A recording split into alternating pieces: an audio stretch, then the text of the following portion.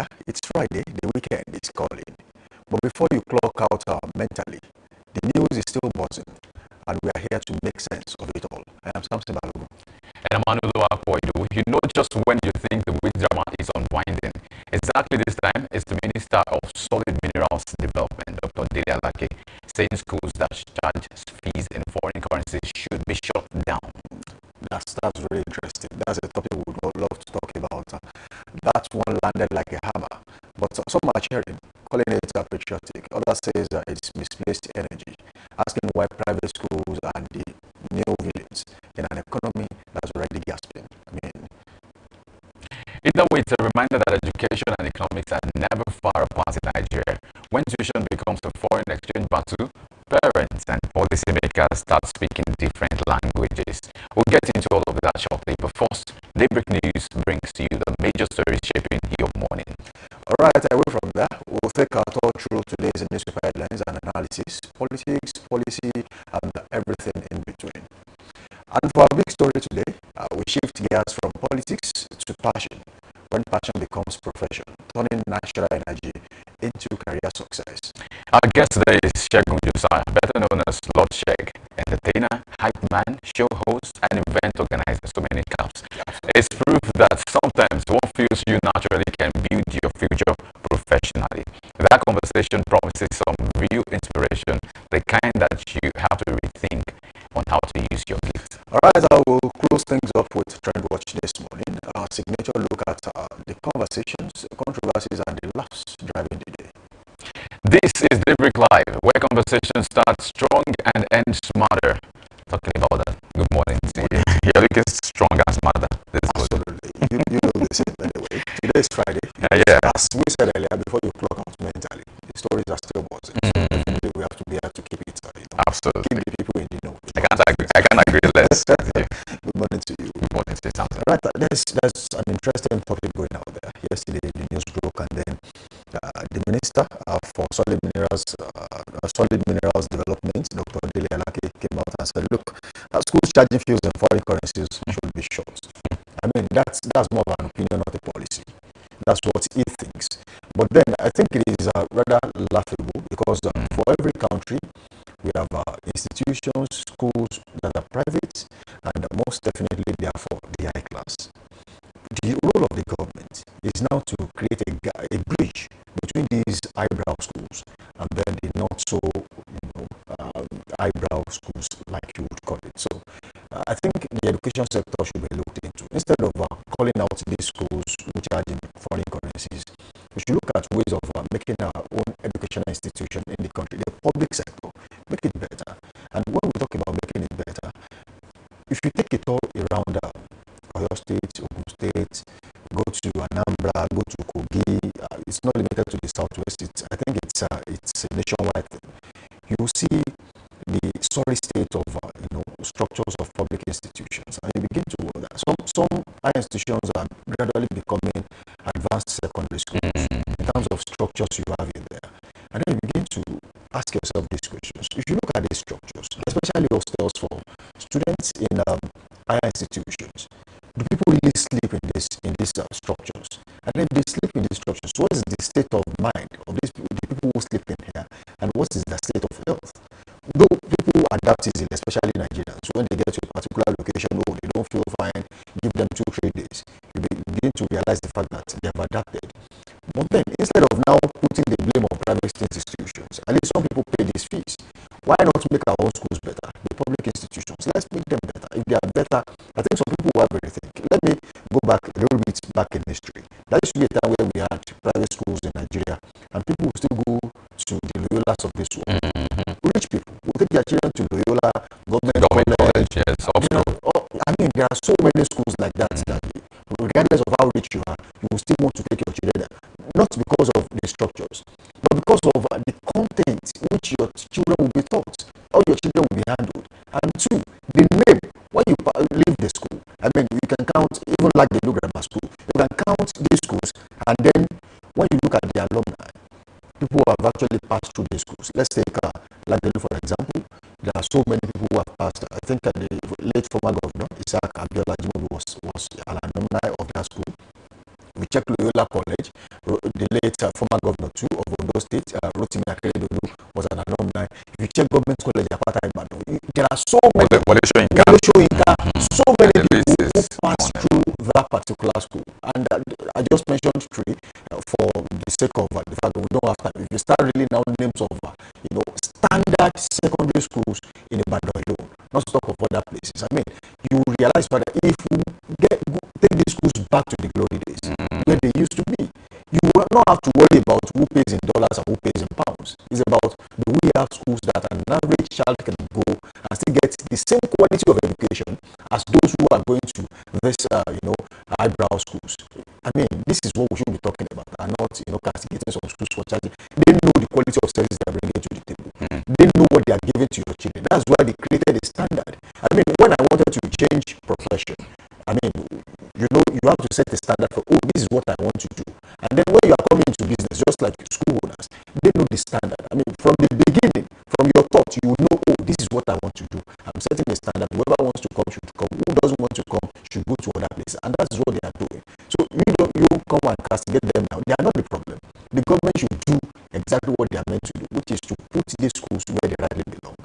Yeah, I think you've made very salient and profound points, and maybe just to add to that, and this is not just happening in the education sector.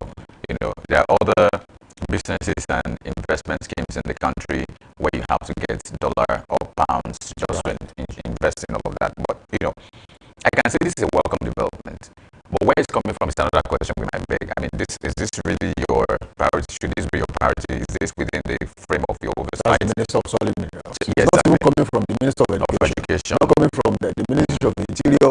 Not coming from the Presidency. From the Presidency. I mean, so I could just bring all of this together. But there was something he said while criticizing the practice. He said he's still going. Let me quote now. He said, I'm still going to make a proposal to the Federal Executive Council that all those schools in Nigeria that are charging in foreign currencies should be closed. So he wants to take it beyond the level of opinion to becoming law. And again, that question again, that why should it be your department? Why should it be your unit bringing this up and all of this? But again, should we say most of the schools that are charging relief, we have to do an X-ray, projection into them. Most of them are private institutions. How would you say, like you mentioned, the federal government schools and all of the schools that we have around, how would you see them charging dollars? But the problem lies where people would have to exchange naira for the US dollar, for the Canadian dollar, for the pounds and all of that, just to ensure they pay those fees. So if they do that, they lose money. I remember one of my friends was trying to change money at some point, I think a particular amount that we not call.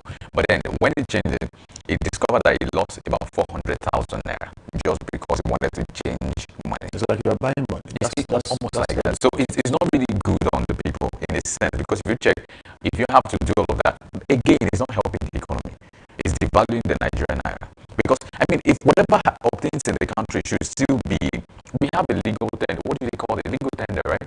So if we have a legal tender, if we have a particular money or denomination that we use, it should be applicable across the country. You should be able to tender it anywhere. It's legal within the circumference of Nigeria. I mean, if you want to travel here, that's another thing. But if you are within Nigeria, you should be able to pay, because that means there's going to be circulation. Right, because for every money you give, you will get value for it, and then someone else gives. So it goes round. Like they say, what goes around comes around. So money goes around, and it makes the world better in a sense, because you are paying in the Nigerian naira and not the foreign currencies. I think it's a welcome opinion, but I'm not just sure about him taking it up on his head. He could as well write to the Ministry of Education, to say, okay, please help us look into this. I noticed this. Can you work on it? Instead of you taking it, sometimes you might want to ask, have you finished your own responsibility? Have you done your oversight? Have you done justice to what you are called to do?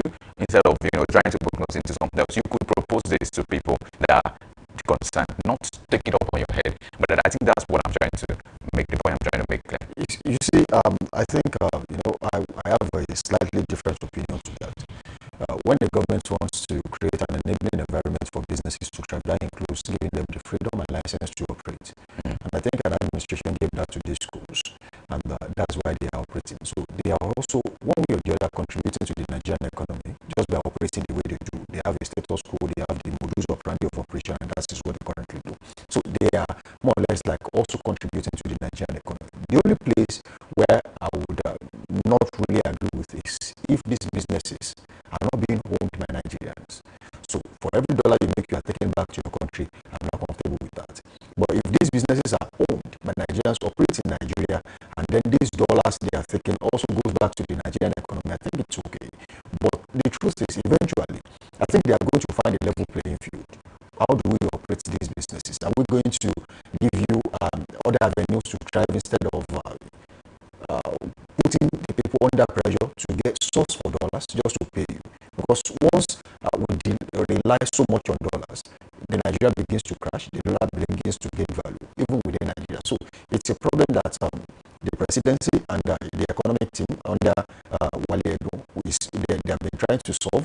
And I feel like that's exactly why he's also talking about this, actually. And it's one thing they are trying to look at. Where is dollars being needed so badly that they are having to change at any rate just to make sure that they get dollars. So if that is sorted out, the economy has been floated already. So it's it's dependent on market forces.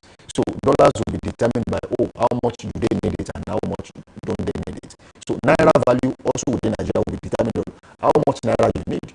So that's what they have been able to do at this time. But they're also looking for other ways to make sure that the need for naira drops drastically.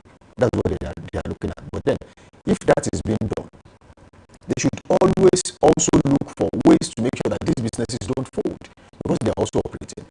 Some of them are Nigerians, and while some of them are not. So if you are doing this to make sure that people who own business in Nigeria also feel the heat, how about if others want to come into Nigeria and they feel like, that is not a very good place to invest? So that's another problem. And I think they really should be careful about how this is addressed. I think I also have a problem with them saying, what him saying that he wants them shut down. That what SHUT is the problem. Because if you really, sometimes it begs the question of what exactly goes on in the mind of our leaders. Why do you make some pronouncements without really checking? Why should you say should be shut down instead of should be looked into? The body language of this kind of conversations, I mean, even if I'm an international investor in that sector of education, and I bring my school, maybe standard from the US, whatever I bring, and then you're telling me my school should be shut down just because we're charging. This is not something you've not sent a letter to this effect to say, please, can you help us, collect naira instead of there should be a way to go about this, not just saying that we want to shut you down. That's even scary for anybody who wants to invest in the country. Now, again, I would like to also mention that banks at some point have stopped, giving out foreign currencies for some reason. There's a particular, I can't remember the name of the agreement and all that, to just everybody, right? Maybe some persons who have domiciliary account and all that. So it becomes a loophole, as it were, for people, money exchangers, and some other people to swindle people, to extort people, and all of that. Because if you say you're looking for dollar, how much dollars are you looking for? So if you say I'm looking for 1,000 or 2,000 or $20,000, the person that is going to, so there could be money, changing hands, all of those kind of things might. That's round tripping. Exactly. So that's exactly the word. For every rule you bring in Nigeria, someone is already looking for a way out. They're already looking for the gap to make sure that they plug into. But then this further highlights the role of governance and government in all of this. You see, when a leader comes out, so someone who is supposed to know that comes out and says some things, you begin to wonder exactly what the problem is. I don't think he thought about what will become of academic and non-academic staff of these schools when he made these statements. I mean, they'll be running into their thousands. If I want to, just put it to the bare minimum, they'll be running into their thousands. And if those schools are short, and all of them lose their jobs, they are coming back to the labor market that is, filled up already to the brim. And some are already leaving the country, and some have even given up on white collar jobs. They're already sourcing themselves out one way or the other. So I think the government should really be considerate, especially people at the corridor of power. When decisions have to be made, there are processes. If you are seeing a policy in a particular country, just think carefully and adapt it into the Nigerian ecosystem. Is it going to work conveniently in Nigeria? If it's going to work, fine. But if it is not going to work and it's going to bring further pain on the people, I think they should really think about it. But then this is a conversation we'll leave to the government to really work on. Yeah, sorry, but before we leave, there was something they said that I also like. No, I'm not sure something can go to the UK and start your school and start charging in naira. If you have to look at this from a bigger perspective, you see that it's hard for you to go to other countries and say, I want to charge in Nigeria. How much do people really spend naira in developed nations, in other countries of this world? That's the question, really. Of course they do. Naira is also just like dollar is everywhere and pounds is everywhere. Naira is also everywhere. Have you seen stores who take so naira? It now depends on who's into the business. I mean, people change naira for dollar in the UK, in the US, depending on what you would like to do with it. But the truth eventually is that the government really needs to find a level playing field. Yes, you want to make sure that this policy actually works, and then the need for naira reduces in the country. But then also consider these businesses. If they fold, that means that you are sending some people back to the labor market. I mean, that really does not work. So there should be a balance. And diplomatic, right? Be diplomatic about it. All right, this will be the convenient point to draw, the curtains on this particular segment of the show this morning. Do well to link up with us on all social media platforms: Facebook, Instagram, and TikTok at Dominion Broadcast, and on X, formerly Twitter, at Dominion Cast. You can also watch us live on our YouTube channel at Dominion Broadcast. Don't forget to click on the notification bell. Watch us live too on our website www.dominion.org.ng. Now it's time to go on a short break. When we return, we'll take weather report. We'll be back.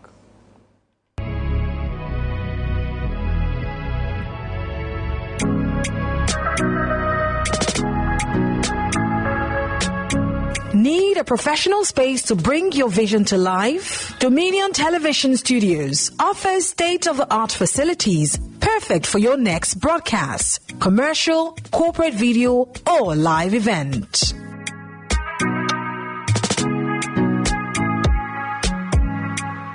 With flexible rental options, cutting-edge equipment, and a supportive team, we provide the perfect environment for high-quality productions.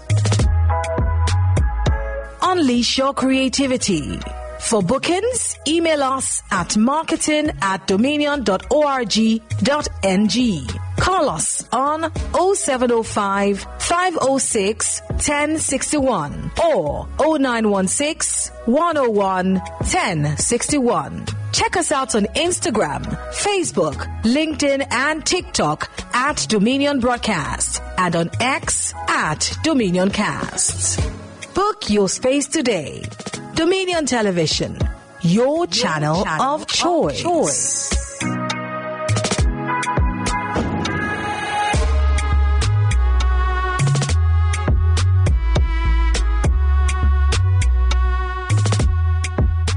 Welcome back from that short break. The show is still Daybreak Live Extra right here on Dominion Television. Now it's time to take weather report, and we'll be starting with the ancient metropolitan city of hospitality, Ibadan. This morning, as weather currently feels like 23 degrees Celsius in Ibadan. Later in the morning, it will rise to 27 degrees Celsius, mostly cloudy.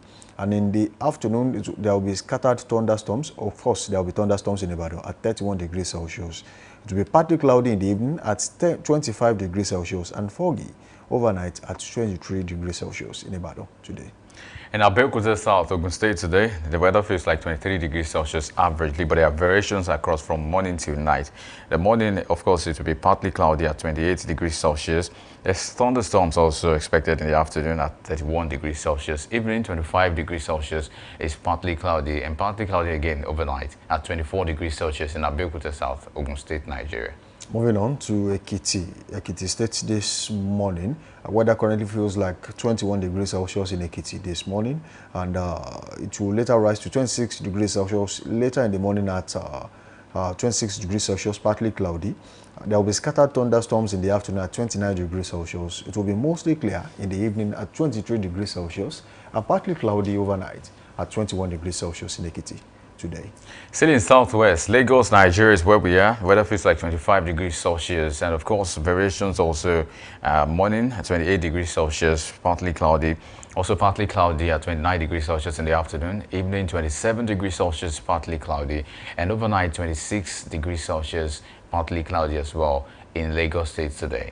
Right, lastly in the southwest this morning, that's Oshogbo in Osun State. Weather will currently be at 22 degrees Celsius in Oshogbo this morning. It will be mostly cloudy later in the morning at 27 degrees Celsius. There will be scattered thunderstorms in the afternoon at 30 degrees Celsius. And later in the evening and overnight, it will be partly cloudy at 23 degrees Celsius and 22 degrees Celsius respectively in Oshogbo today. And from Oshogbo now to Ilorin East, Kwara State. Ilorin East feels like 23 degrees Celsius, it's cloudy. And of course in the morning, 27 degrees Celsius, mostly cloudy. Afternoon, 31 degrees Celsius, partly cloudy in Ilorin. And also partly cloudy in the evening at 25 degrees Celsius. Overnight, 23 degrees Celsius, partly cloudy. The weather is cloudy across Ilorin East, Kwara today. Moving on to Niger State this morning, just for the help in the north central.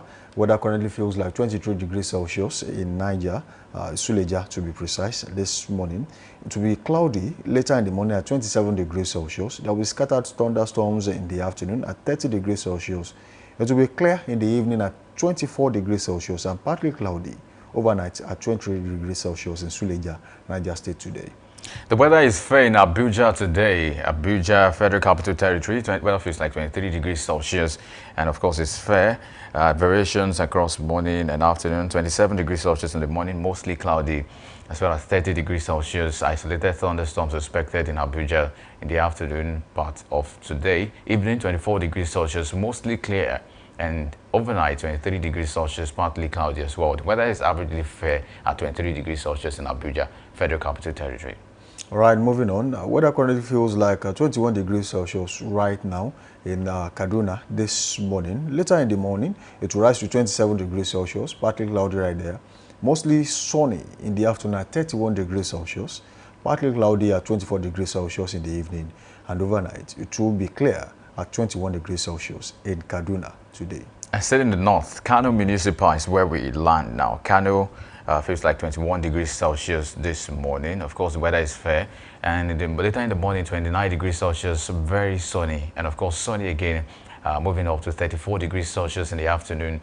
And weather is clear at 26 degrees Celsius in the evening. And overnight, it's also clear, 22 degrees Celsius in Kano Municipal this morning. All right, that will be all we can take on weather reports this morning. Let's go on a quick break. When we return, we'll take the news. We'll be back.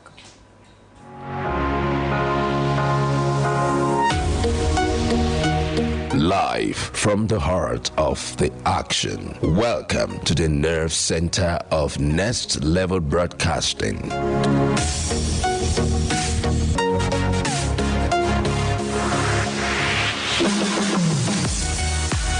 This is the OB van, where the studio meets the street. Equipped with cutting-edge cameras, crystal clear audio, real-time switching, and broadcast control, we don't just capture moments, we deliver the experience live. Anywhere, anytime, from stadiums to red carpets, breaking news to buzzing festivals, weddings, birthdays, and all sorts of ceremonies. We bring the world to your screen in real time. It's not just a van, it's a complete mobile production house, a command center, a broadcast beast. This is more than a broadcast. This is the OB van difference. Live, loud, limitless.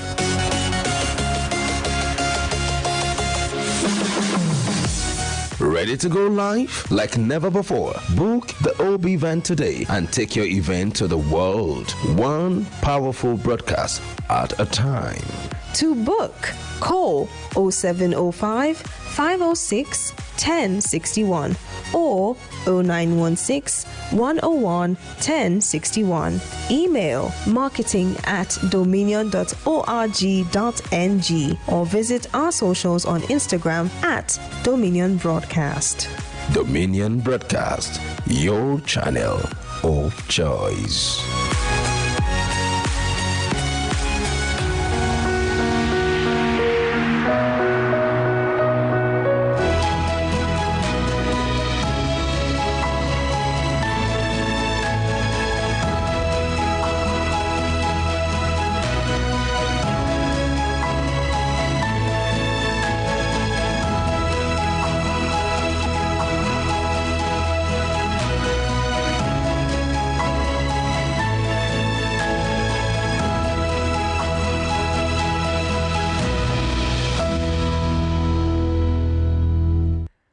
Hello and welcome. This is Daybreak News on Dominion Television. My name is Anuluakbo Ido. The federal government, in partnership with the European Union, has inaugurated a National Program Steering Committee to oversee the 40 million euros Education and Youth Empowerment in Northwest Nigeria program. The committee, chaired by the Minister of Education, Dr. Tunji Alausa, and co-chaired by the Minister of Budget and Economic Planning, Atiku Bagudu, will meet annually to provide strategic guidance on what to do, with a secretariat handled by the EU Technical Assistance Team. The program, which is being implemented in Jigawa, Kano, and Sokoto states, aims to tackle out-of-school children, facilitate teacher development, and promote youth skills acquisition in the Northwest region. The Senate has confirmed Professor Joash Amukpito as the new chairman of the Independent National Electoral Commission, INEC.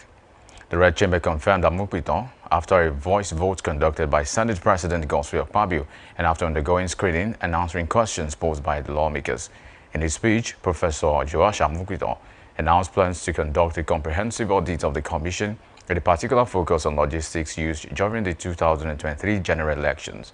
Amukpito outlined a far-reaching reform agenda that includes the establishment of an internal ethics committee, the introduction of a whistleblower policy, strict enforcement of accountability, and the deployment of technology, including drones, to strengthen election logistics and security. The Joint Admissions and Matriculation Board, JAMB, has debunked claims that the UTME examination is no longer a prerequisite for admission into tertiary institutions in Nigeria. JAMB's Director of Public Affairs and Protocols, Dr. Fabian Benjamin, stated that the information was malicious, insisting that the Minister of Education, Dr. Maruf Alausa, never made any comment like that. Dr. Benjamin then urged the general public to disregard the unfounded information, noting that JAMB will continue to discharge its statutory duties in line with its enabling laws. Similarly, the Nigerian Education Loan Fund has called on all accredited tertiary institutions across the country to collaborate with the organization in a bid to update their existing student records and upload the details of all their students, both returning and newly admitted, on the NELFund Student Verification Portal ahead of the official opening of the portal for the 2025/2026 academic session. This was disclosed in the statement by NELFund spokesperson Oseyemi Oluwatuyi, who described the exercise as a proactive one, stating that the move is aimed at ensuring a seamless verification and loan application process for students once the portal opens. Oluwatuyi also said that institutions are to ensure that each student's data is accurately captured and uploaded using the admission number or any other unique and verifiable identifier. The National Association of Nigerian Students, NANS, has distanced itself from a planned protest being organized by activist Omoyele Sowore and his associates over the continued detention of the leader of the indigenous people of Biafra, IPOB, Nnamdi Kanu. Addressing newsmen at the press conference held at the Federal Cooperative College, Eleyele in Ibadan, the NANS president, Comrade Olushola Oladeja, said the student body is not part of the protest scheduled for October 20th. Oladeja reaffirmed NAN's commitment to peaceful advocacy, constructive engagement, and developmental initiatives that promote education and the welfare of students across the country. NANS further assured the public that it remains committed to protecting the safety and welfare of its members while promoting peace, unity, and national development.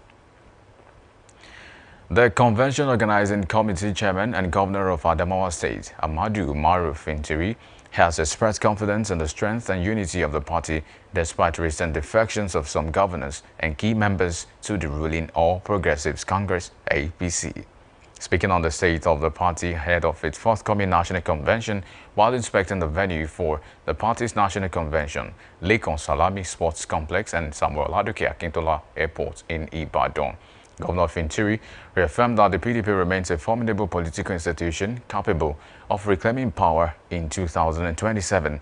He emphasized that the upcoming convention will demonstrate the party's resilience, internal democracy, and readiness to offer Nigerians a credible alternative in the next general election. Fintiri expressed satisfaction with the level of preparation, thanking Governor Seyi Makinde for his support.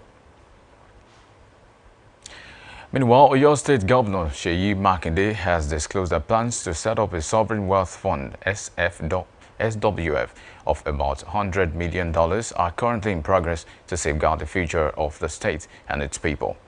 The governor disclosed that the fund, which would support the African Continental Free Trade Area (AfCTA) implementation strategy and other long-term economic plans, now has a deposit of over $6 million.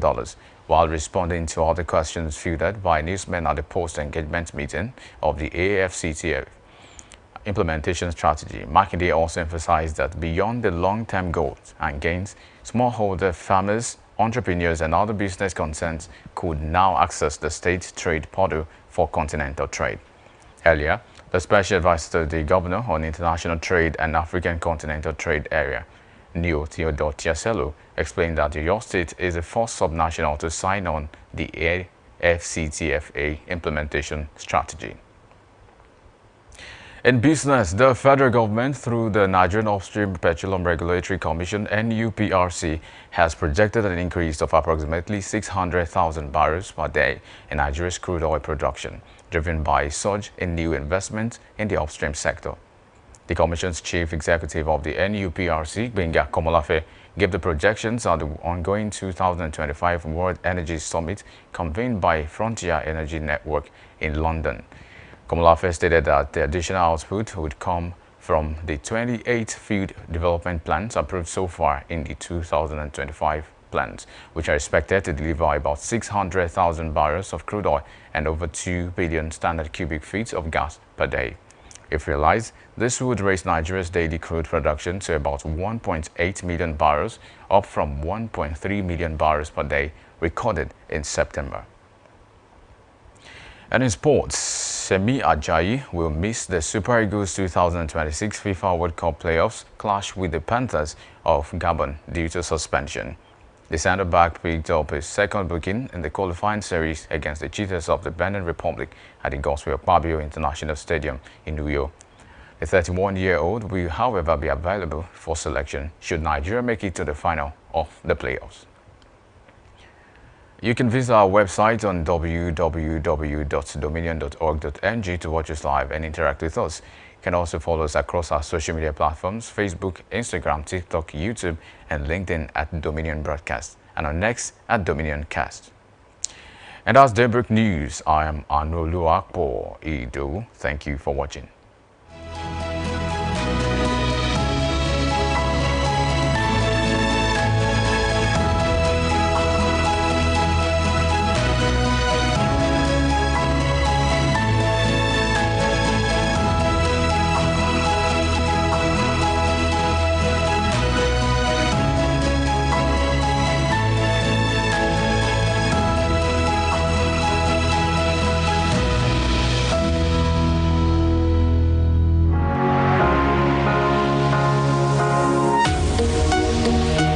Live from the heart of the action. Welcome to the nerve center of Next Level Broadcasting.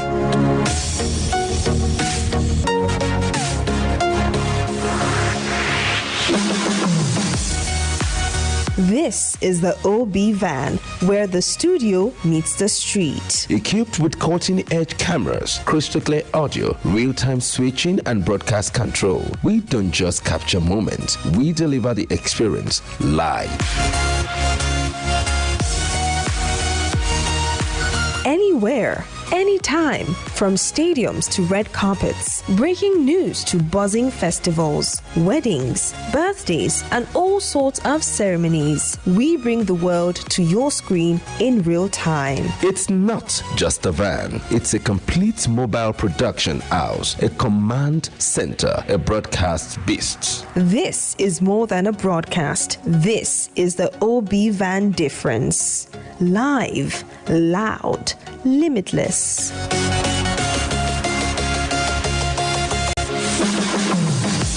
Ready to go live like never before? Book the OB van today and take your event to the world. One powerful broadcast at a time. To book, call 0705 506 1061 or 0916 101 1061. Email marketing@dominion.org.ng or visit our socials on Instagram @Dominion Broadcast. Dominion Broadcast, your channel of choice.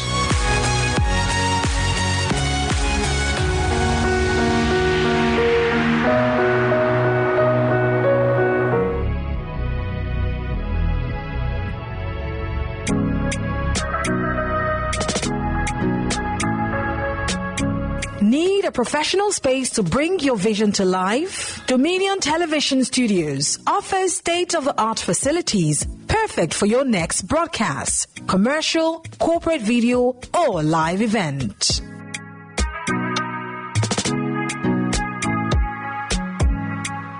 With flexible rental options, cutting-edge equipment, and a supportive team, we provide the perfect environment for high-quality productions.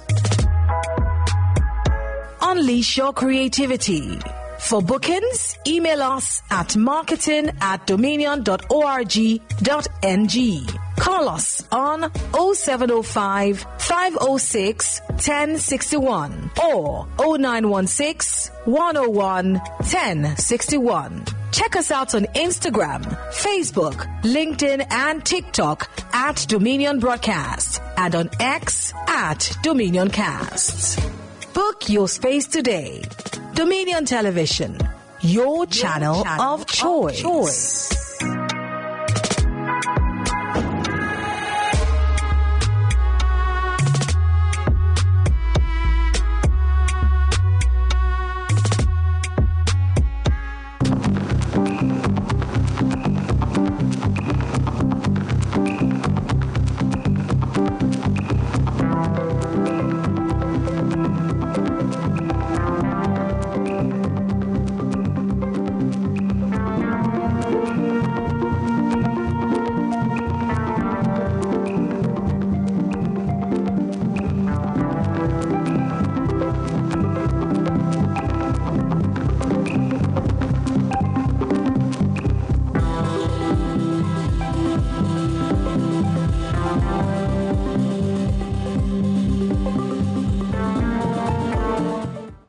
A beautiful morning to you. Thank you for staying with us this morning. This is newspaper headlines analysis.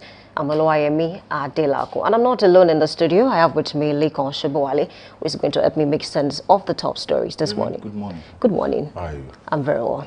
All right, let's start from this headline that says presidential prerogative of mercy at review state not final. That's coming from AGF, and this is an headline on Nigerian Tribune. What do you make of this? Because Nigerians were talking, they had a lot to say about the fact that, most of these persons on the list, some are drug, barons, terrorists and bandits and the likes. There's even this Miriam Sanda, who killed her husband in 2020 and was convicted. And now the federal government is saying, okay, all these lists are still under review. They are not final. Some names might even be taken out. What do you make of this, honestly? Yes, I think the presidency at this stage needs to be very careful. Okay. And especially those that are managing the affairs of the president. They must be very, very careful. They've been taking so many things for granted. They are making a lot of errors, a lot of mistakes. This is not really the first time that something like this will be happening. There is a committee for the prerogative of mercy, and they are the one that selects and recommend. And this will move to the Attorney General of the Federation, Lateef Agbemi. We all know Lateef Agbemi. He's an Ibadan-based senior legal practitioner. Some of us have, sometimes worked for him. We know him to be a man of honesty and integrity. He should have, I don't know, maybe it's due to his busy schedule or tight schedule, I don't understand. Because he should have looked at all these things, and make all necessary corrections and adjustments before the list was released to members of the public. I just read this morning that the presidency or the president may drop some of the names. That means the president has not even approved the list before the list was made public. That is not too good. And that was an error on the part of the president. And it's an error from the part of the presidency. Not even the president, the likes of the chief of staff, the Attorney General of the Federation, the private secretary of the president. That is a very great error from that side. So, and this is not the first time. This is like maybe the third or fourth time. So they need to be very careful. You know, all these things, you know, they are just embarrassing the president. They are embarrassing the president. It's not good. You know, I heard someone saying yesterday, 2 days ago, that the president pardoned, you know, in that list, you know, we have almost 53, 54 drug cartels, convicted drug cartels. And on the same list, you know, we have a kidnapper, you know, a big-time kidnapper that has terrorized almost 6-7 states, being pardoned. And as so, you know, and someone was saying that President Bola Ahmed Tinubu pardoned, you know, because they saw 54 drug cartels in the list. The man said, President Tinubu pardoned the people from his constituency. Do you know what that means? You know, you are allegedly referring to the president as a drug cartel. It's not good, because how will the federal government just wake up in one day and pardon 54, 56 drug cartels? You know, it speaks volume. It speaks a lot of things about our presidency and about the federal government. So those that are managing the president must have some, you know, they need to I don't know, I don't want to use, but seriously, it is very embarrassing. Yeah, because I want to believe this is not the first time that a Nigerian president will pardon some persons, and it did not lead to, you know, this big issue that we're seeing. As a reporter on the field, you know, I cannot even count how many times I've visited some of the prisons in our state with a governor or CJ. There is a process. It's a lot. Sometimes we go to the prison like Abolongo in Oyo. Sometimes we go there 8 a.m. Sometimes we leave 6 p.m., 7 p.m., sometimes 8 p.m. Even in this Agodi prison, sometimes we leave 8 p.m. because it's a long process. You know, the CJ or the governor will sit down. They will bring out some of the files. He or she will now start studying the files. You know, after if they can brought out like 50 files, then he or she can just pick maybe 20 files. You go through the files, they will now start calling the people one by one, asking them questions. You know, at the end of it, maybe out of the 20 files selected, maybe only 10 will be pardoned. So it's a long. It's not just something that you just wake up one morning. They will now call your people from everywhere. Do you have anybody in prison that you want president to pardon? That is not that should not be the way. You know, it should be a very stringent conditions. You know, a very stringent recommendation. It's not that you now start. You know, your sister-in-law that stabbed her husband in 2017. Let me add this name so that the president can pardon her. It is rubbish. All right, let me link a certain story to this particular story. I think yesterday I read a story where the Sultan of Sokoto, you know, said that, you know, the social media should be regulated, and Nigerians are saying no, we do not support that, because the social media is the only way Nigerians can actually check the excesses of government, just like what happened with this, you know, presidential pardon. Do you think the social media should be regulated? Because he is saying, okay, some persons will just wake up just because you can buy data and then they insult, you know, people. See, I 100% agree with Sultan of Sokoto. Social media must be well regulated. I mean, we have professions in this country. We have MBA, we have NME, we have agencies. See, even the teachers, they are being regulated by Teacher Registration Council of Nigeria, TRCN. You know, Yorùbá will say ìlú tí ò sí òfin ẹ̀ṣẹ̀ òsì ńbẹ̀. You have to regulate. You know, you just look at our social media platforms. Go to Facebook. The most common of them is Facebook. You just go there, you see people posting naughty things, posting, you know, so many terrible things. Some will even be castigating the president. Some will even be castigating their governor. Someone that has not even offended you castigate. So it is important for government to regulate the social media. See, some people are likely regulating Nigerian social media to what happened in Nepal. No, you know, there are two different things. The crisis in Nepal started many years ago. It's just that the social media thing, just as if you are putting petrol to fire. You understand? So it is not the Nepal issue was not the same thing with what Sultan of Sokoto was saying. Sultan of Sokoto was saying that, see, we are journalists. You understand? By the time, you know, we now have Facebook journalists now. You know, they do copy and paste, and they just add one or two things. They just put on Facebook. You understand? You know, even for us as journalists, even for journalists as a profession, you know, the profession is being, how will I put it? You know, the profession is being, is going down day by day because of all these unregulated social media platforms. So I agreed. Not only that they must be regulated with a very strict sanctions. Would that help matters? Would that not escalate issues? Because when the Twitter ban happened, I mean, a lot of youths, even elderly ones, complained. We are not saying they should ban Facebook. Nobody is talking about banning social media. What we are saying is that, you know, you have to regulate what comes up on social media. Don't put on social media what you are not sure of. That is what we are saying. Okay. You don't get see on some of the social media, you just see, you know, they will just announce the death of someone that is still living. All because they want traffic. Clicks on their page. You don't understand. So all these things must stop. It is not good. You know, someone lives in US. His father lives in Nigeria, and his father is a social media person. He just click a celebrity. He just click on TikTok. He saw them announcing the death of his daughter. The man nearly died. It is wrong now, because you want clicks, because you want traffic, because you want likes. It doesn't make sense. So this must be well regulated with stringent sanctions. What you are not sure of, don't put it there. What you know can cause uproar, can steer violence, you don't put it on social media. Social media is not for wrong information. See, as a journalist, as a blogger, you know, as a social media content creator, most times if I need information on President Bola Ahmed Tinubu, I can go to President, because there are some people that manages his social media platform. I can go to a social media platform. If I don't get what I really need there, I go to the Facebook page of Bayo Ononuga, who is the presidential spokesperson. Sometimes I need information on EFCC. I go to that social media platform. That is the essence of social media platforms.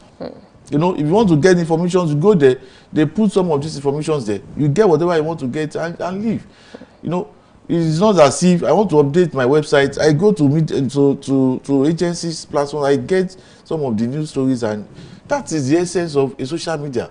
You understand? Not that you just take on one money, you just cut someone's picture. You know, you just put RIP.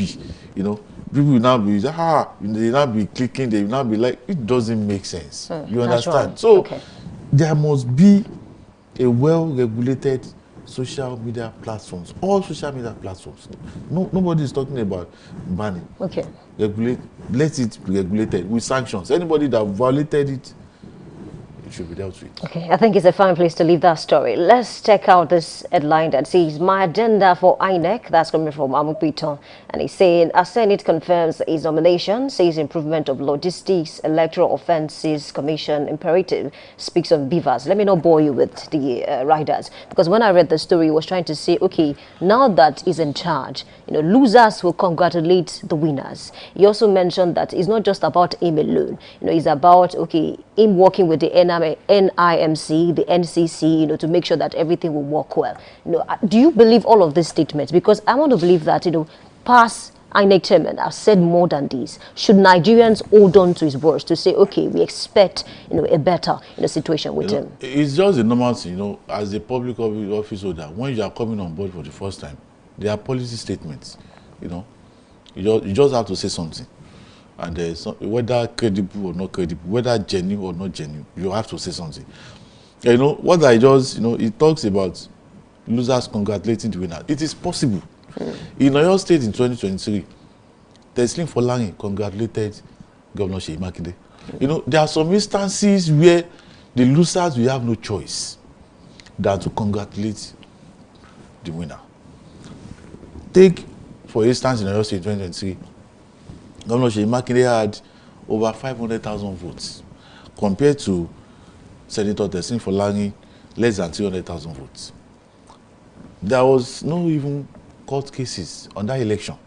So, you know, it is so, you know, the victory was so glaring, you know, it cannot be debated. You know, it cannot be instituted. There cannot be any court instituted, you know.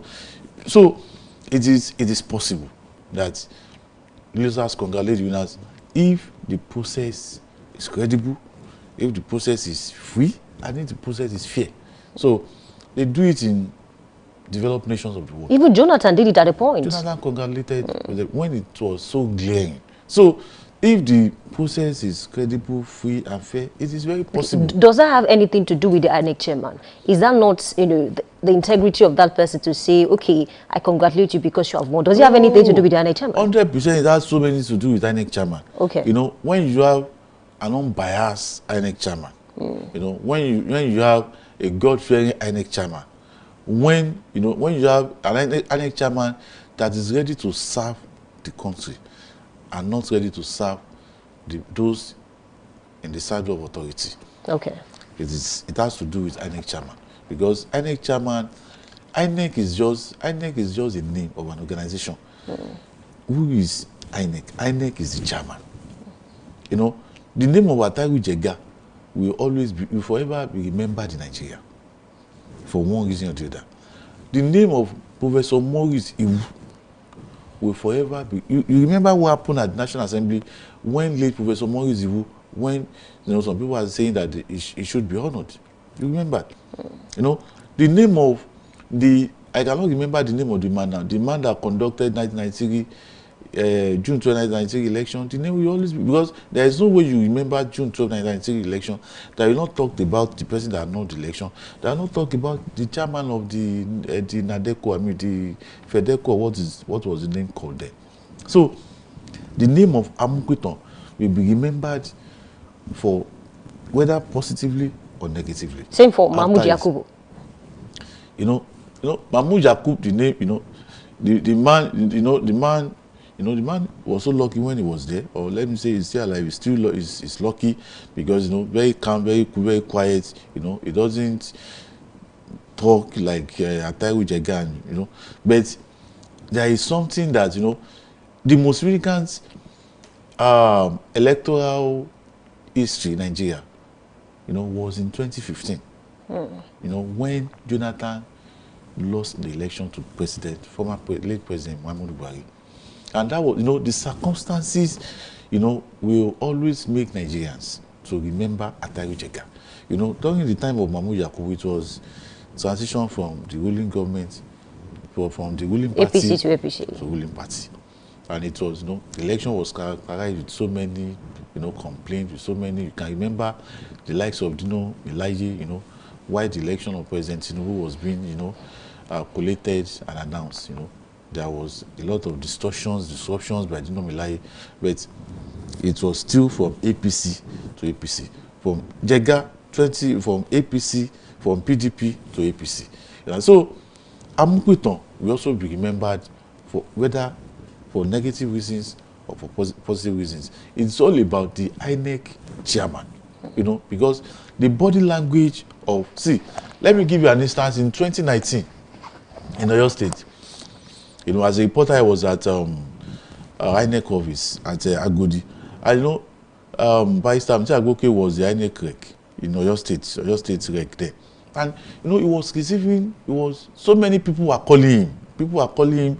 And, I don't know, because I cannot confirm, I cannot say the reason why he was being called there. But Musa Agboke stood his ground.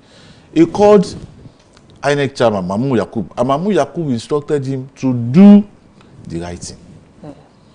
If he called Mahmoud Yakub and Mahmoud Yakub directed him to listen to what those people that are calling him asked him to do, it would have been a different ball game in 2019 in Oyo State. But Mahmoud Yakub instructed him that do whatever you think is right, and that was what Vice Chairman Agoke did in Oyo State. So it's all about INEC chairman. Okay, so should it be about the INEC chairman alone? I mean, we have about 12 national commissioners, 37 recs. These people will perform their duties. So should it not be about those people too? Yes, they are those people are partners in progress. But what I'm saying is that the body language of the INEC chairman determines. The body language of the INEC chairman will go a long way. He's your boss. And whatever your boss wants you to do, you must do. If you know that your boss is a principled man, is a man of integrity, is a man of honor, you don't want to go against his stand. You don't want to go against his integrity.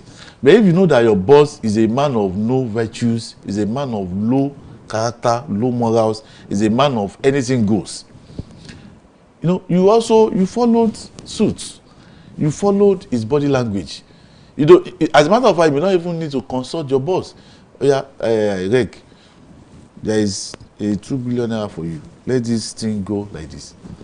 You may not need to consult the INEC chairman in Abuja. You just do it because you know that even when you consult the INEC chairman, he will tell you to go ahead. So, but when you know that this man is a no-nonsense man, this man is a man of integrity, this man values his name, you always want to also protect your name. You also want to protect your image. Because, see, look at what happened in 2023 governor's election. Look at what happened in Adamawa State. With Adamawa State. I cannot even remember the name of the governorship aspirant, governor candidate of APC then in 2023. When the election result was supposed to be announced, Binani? Yes, Binani. When the election was supposed to be announced by the returning officer, a university professor, the INEC REC, the electoral commissioner, took it upon himself and announced Binani as a winner. And that caused a problem. Yeah, a very serious problem. But immediately, Mahmoud Jakub came out and said, no. See, some INEC chairman in Nigeria, I'm not going to mention it, will have at the same time came out then and said what the REC did was final. You understand? But Mahmoud Yakub stood together that no, according to the constitutional provisions guiding this process, it is the responsibility of the returning officer, who is a university professor, to announce the winner of that election, not the responsibility of the REC in that state. So, the buck stops on his table. So there is nothing you want to say, but see, it is the INEC chairman that will deploy REC to states. So you understand? After looking at the profiles, so it is if you know that this REC that you are deploying to Lagos State is a man of low moral values and integrity, and you still go ahead to deploy such a man. You don't understand. But as the INEC chairman, you can decide that no, this man's character is questionable. I'm not going to use this man. Okay. Then you go for a man with a very good, high quality reputation. So the boss talks on it. So it's all about the INEC chairman. Others are partners in progress. But the INEC chairman must show leadership. Okay. It's a fine place to leave it, regardless of whether those under him are willing to work. It still depends on the INEC chairman. Yes. Let's talk about PDP. I have this headline on Daily Trust that says why our governors are defecting. And when I read some of the stories, yesterday and 2 days ago, they are saying these people are betrayers. The governors are betrayers. But then I want to believe that members of the House of Assembly who are PDP people, they started this defection even before the governors. Does that make them betrayers as well? No, see, no members of the House of Assembly can defect without the consent of the governors, because it is the governor that determines and directs members of the National Assembly. Last week you read a story that APC, was planning to dissolve the state ESCO in Enugu State. You read it last week, Friday. And that preceded the defection of Governor Peter Mbah of Enugu State. Sure, you understand? It has nothing to do with betrayal. Okay, take for instance now, Doyediri, when he left PDP 2 days ago, during his speech, he said he is leaving the PDP with members of his state assemblies. There, you can see the speaker, you can see the deputy speaker, and some members of the Bayelsa State House of Assembly. There is no member of the assembly. See, it happens in Osun State. Some members, they defected to APC. Initially, the initial plan was for Governor Ademola Adeleke to also move. But the power that be in APC stopped him. They said they don't want him.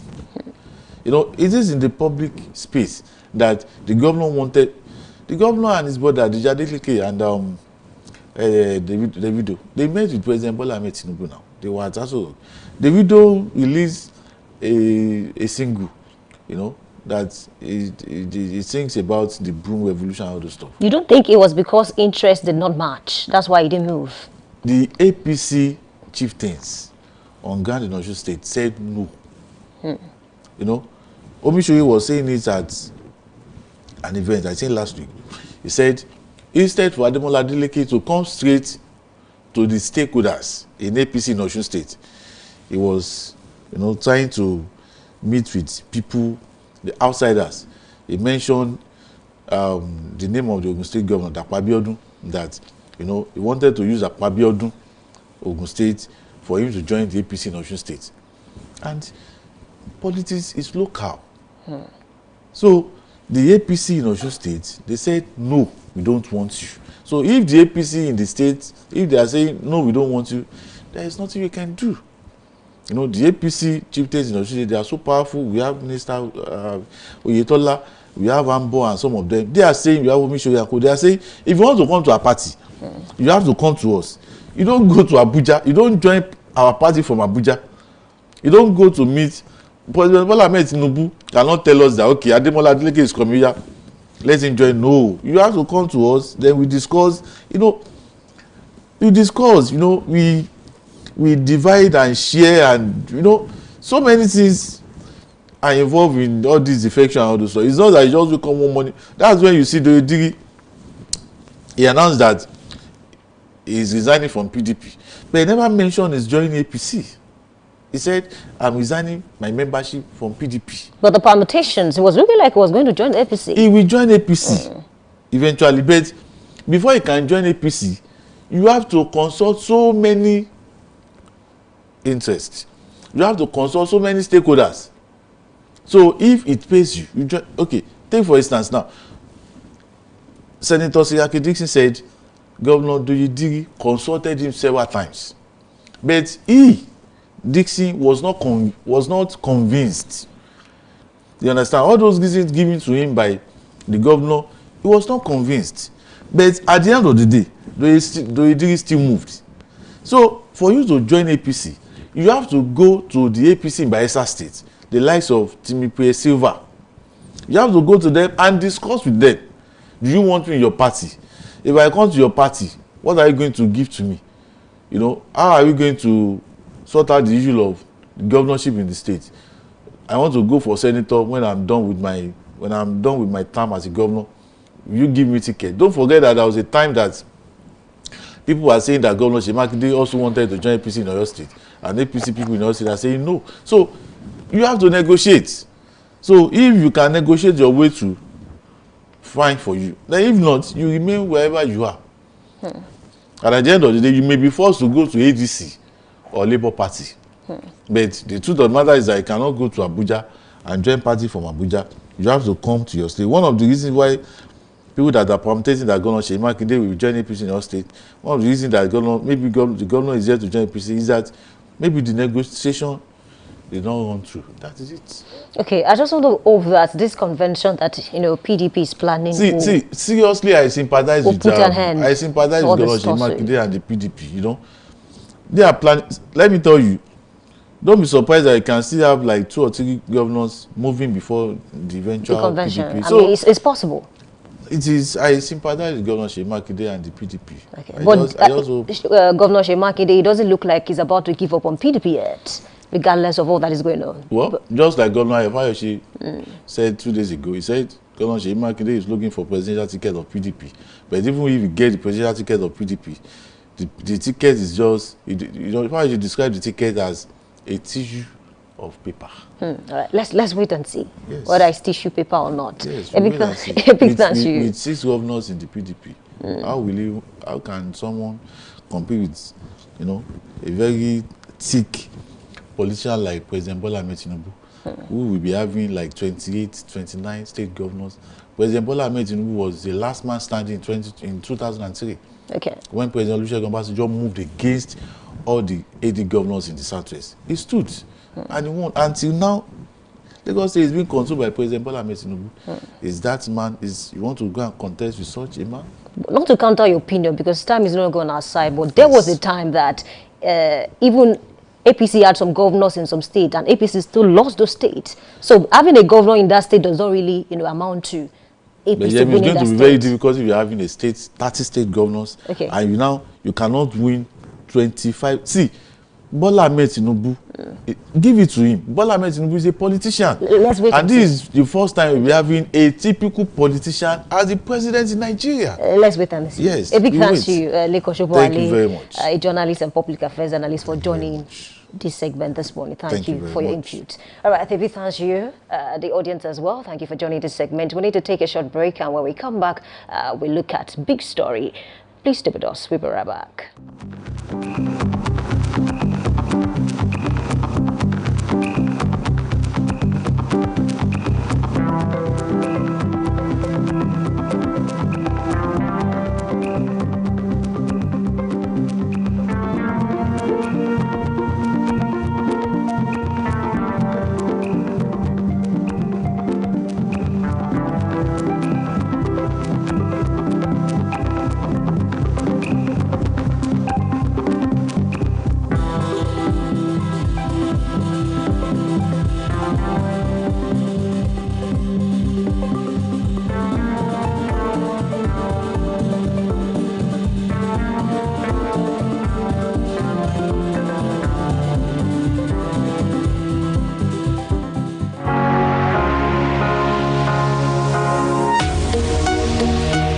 Live from the heart of the action. Welcome to the nerve center of Next Level Broadcasting.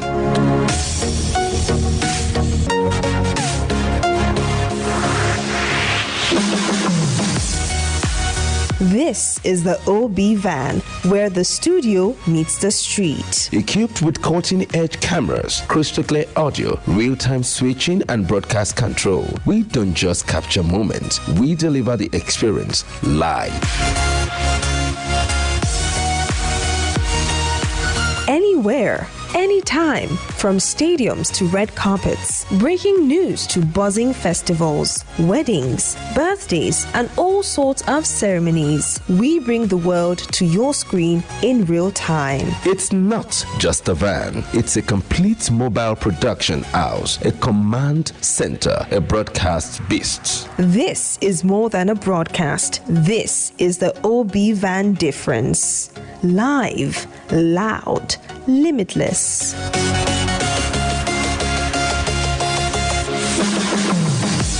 Ready to go live? Like never before. Book the OB van today and take your event to the world. One powerful broadcast at a time.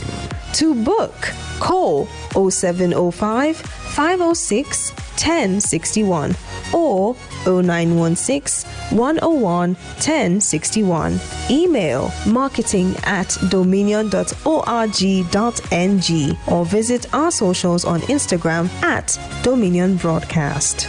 Dominion Broadcast, your channel of choice.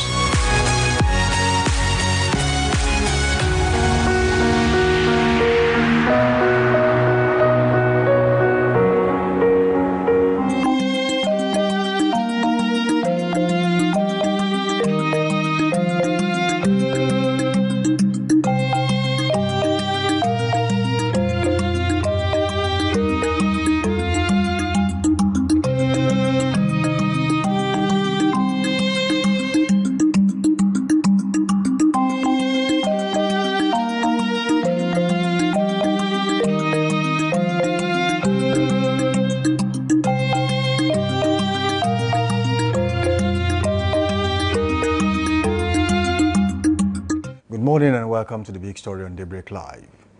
Today we dive into a conversation that speaks to the heart of every dreamer. When passion becomes profession, it's about the beautiful transformation where what you love doing naturally evolves into what you do for a living. From talent to trade, from vibes to value, and from energy to excellence.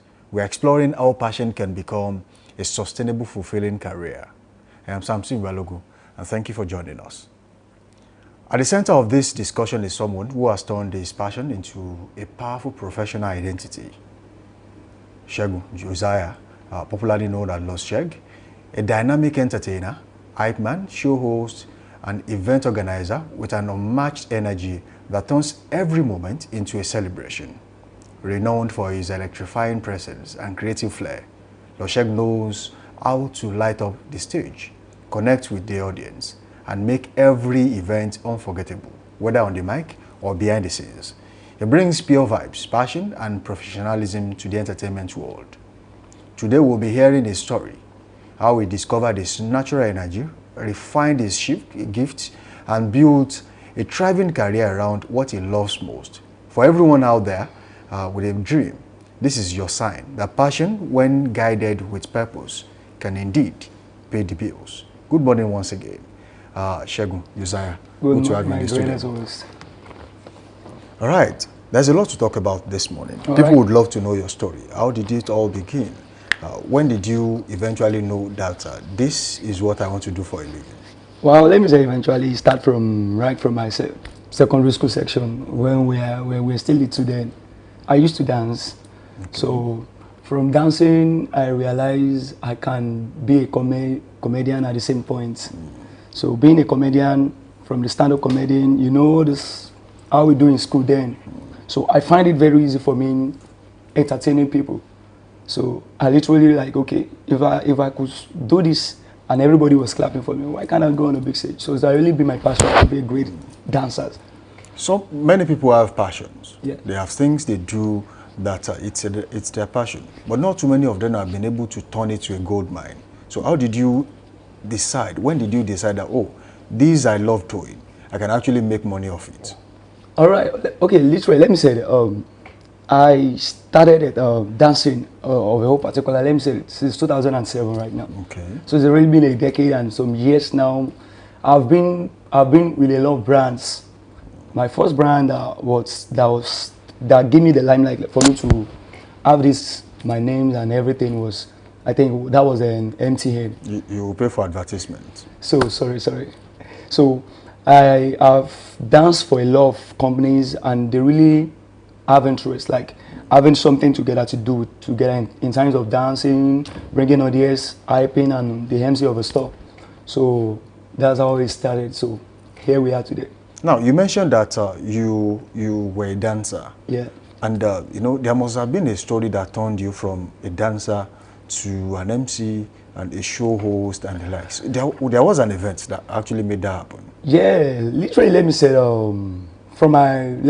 I said from my secondary school section then, I literally like dancing a lot. Okay. That is all my what people doesn't even know about me. That's from my, let me say, my origin. Do you still dance? I still dance today. So when I'm doing my stuffs, then everything will come together. That's what we give you. That's why we give you the energy and electrified performance. So being a dancer, I have danced with a lot of different companies that I don't want to mention the names, in the likes of cafes. So I danced for a lot of music videos. But you know, back then there was not enough, what's it called? There's not enough medias to like say you want to publish yourself. Then you still used to be a Facebook and the likes of. So I started dancing since 2007 to date, right now. Okay, when you started out, were there some early challenges you faced? Just like you said, there was no enough publicity. Was there any other challenge you faced at the time in breaking into the industry? A lot of challenges because even, you know, let me say, support-wise, no parents want to see their children dancing around, being like they want you to become engineer, they want you to become accountant, doctor. But here we are today, glory be to God. We've made a lot of things like controversies, being on internet. You know, it's not even easy out there. People seeing you like a public figure. And they really said, okay, I want you to be this, I want you to be that. So it's not easy. They didn't even give me that chance then for me to like express myself that this is what I want to become. Was there ever a time you doubted yourself that this career I'm pursuing? Let me say this, I've never doubted myself for any reason because I have other talents and I have other things I do aside of dancing. But guess what?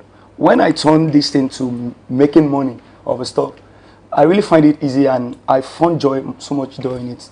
So it really gives me go ahead and keep moving Because anything you do literally and you can find money now, definitely you're going to do more better. So when you discovered you had so many talents, yeah, and since then you have been able to combine all these talents together. So how do you manage all of them? Oh, let me say that. Because if you are doing too many things, you might not be good at one. Yes. Or if you have one particular thing you are pushing, then you can also put those ones by the side. Yes, let me say I combine in a very easy way for me, because people literally don't know I model. Okay. I'm a fashionista. So aside that, I sing, like I drop the songs. So for you to have been an artist, like being an MC or an hype man of stuff, you must understand your craft. You must understand music. So by you understand music, you know when the break used to be, you know everything. So like you have your own how you want to package it. So being a dancer doesn't stop me from doing my MC of stuff. It's just like in adding more honey to it. So you are known for electrifying performances. Of course. How do you maintain that level of consistency from different shows? Wow, that is great questions. You know, every shows carry different kind of content and ambience. So you have, once I reach particularly events or locations, I have seen the ambience and what people are expecting from me. Trust me, I always come out in a different way. That's why I've always said, never cut on fresh. That is my slogan, because in every occasion and every event I find myself in, I always want to like fit in for that particular moment and soak myself into it.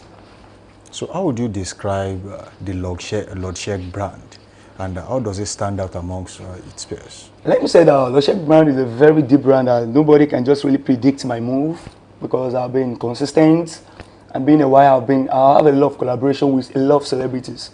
You know, when you are not there yet, people will still see you like an upcoming. In the life of Poco, we share stage, Cafe, we share stage. Even currently right now, I have a common project with common celebrities that you guys know. So I'm not going to unveil that for publicity. So Lord Sheg, like I said, I stand out in my peers because I do my assignment and I package myself in a unique way. Okay, so what role does collaboration play for hype men, MCs, show hosts? Let me say collaborations, being an hype man, it takes a lot, because not every hype man can sing, not every hype man has this kind of vibe. Some are known to work in a club, some are known to just entertain. But in my own terms, I do everything. I make something, people understand something, that hype man can be in a church, in the likes of Shegun Johnson. You know, he's an hype man. But people doesn't know that he's an hype man. So but when it turns the music into hypes, you guys love it. So I do that also. So there's no way I found myself that I cannot fit my hyping of the stuff inside. So when talking about being an hype man, being an MC, a show host, there are different roles, yes, different capacities. Yes. For you as a person, how do you switch character from being an hype man at the club and then to a host at an event and the likes? How do you switch character? Let me say, in everything, there's one thing we call content. I always bring myself to understand the kind of place I am and the kind of age-wise, or even, let me say... You read the room and see what's going on. Exactly. So you can't just reach there, you'll be like seeing Man of Tiban and Calibans and you're just feeling out something. No. That's why you have to understand that this is, you know, sometimes they said I've been in biz, ability. So I understand that anytime I was having maybe a job or any collaboration or partnering with any brands, I always like give myself, because I have a team as well that I also work with. So it makes it very easy for me to have said, okay, this is what I want to do with social dates, this is what I want to do with this Dominion TV, this is what I want to do. So it really makes sense for me, and I have a lot of ideas more on it. So for musicians, artists, when they go to the studio, yes, they usually write their lyrics, yes, and then sing. Yes. For MCs, yes, sometimes they know what they are going there to do. They have materials in their head. Oh, for this event, I'm using this so material. Already. For hype men, yes, do you also create scripts and playlists? Of course. That's why I said in the lives of, not every hype man can be in, like singing or singing hype mans. We have a lot of celebrities that, you know, they do sings. In the life of Okoli, he sings and people love it. So when he still dance, let me say, he literally, like, let me say, I look forward because now he's a celebrity. We guys have something in common. Okay. So, and trust me, I think something is coming out from both of those guys, because I really thought about it, that for me to be a dancer, at the same time, I sing, I dance, and I hold the stage, being an hype man. So definitely I can do more better. So there is this particular question that so many people tend to ask when it comes to performance. Okay. You know, sometimes you are carried away by what you are doing. How do you come back to the table and then, you know, change the narrative, especially when the room changes? You know, in every ambience and events you attended, let me say, or I attended, I always feel like what you're there for is every on a purpose. You're there for on a purpose. Okay, it is for me for like just to welcome the guests and just talk about events. You know, being into introduction of guests. Then it's different from, okay, they ask you to come and turn up the atmosphere of the rooms, whereby maybe you're vibing, like, ladies and gentlemen. So it's different from different kind of things you want to do. That's why I said I always go on my assignment. I always have a jot down. I have a written note. So this is what I want to go and do. This is my intro. This is my outro, and this is how I want to welcome guests. So let's talk about creativity. Okay. What role has creativity played in this industry as an hype lord? What exactly have you guys brought on board that is different from what we used to see about 20 years ago? And most importantly, when we talk about creativity, how does it change the face of entertainment generally? Oh, let me say in creativity's aspect, you know, we have a lot of celebrities and we have a lot of upcomings. Yeah, the one that are into limelight that you guys know, the one that you call celebrities. There are some other people out there that they have creativities, but they don't have face. They don't even have a voice. So let me say, having this kind of creativities of stuff, it is when you discover yourself that, okay, this is what Pokoli have been doing. This is what Toby Sheng has been doing. This is what I want to do. You understand? You guys in the industry, we guys are always trying to like bring different kind of ideas. You know, my own pattern is different from every other own patterns. The way I can introduce myself is different from the way you can introduce yourself. So now let me say creativity have brought a lot of ideas and different more collaboration, even more sweetness. So entertainment, being an hype man, you understand? So creativity does a lot of things to both music artists, both let me say even in terms of concerts, hosts, performance, and a lot of things like that. So, but from my own head, let me say, creativity has done a lot because it's changed the narrative from the scratch. Then it's coming up because you see now everybody wants to become an hype man. Now let's talk about style. We have seen so many people who are doing so well when it comes to hype in the country, including you. We have seen the likes of Islambo, you know, dropping bars back to back. We have seen the likes of even King Soundboy at a point, you know, he's been dropping lines back to back, and so many people are vibing to do, especially on social media, TikTok, and their lines are being dropped. Yes. This is a form of creativity, things we've not been saying before. So, for your own generation, what exactly do you think you can bring on board to make things look better than what we are currently seeing? Yeah, let me bring this thing like this.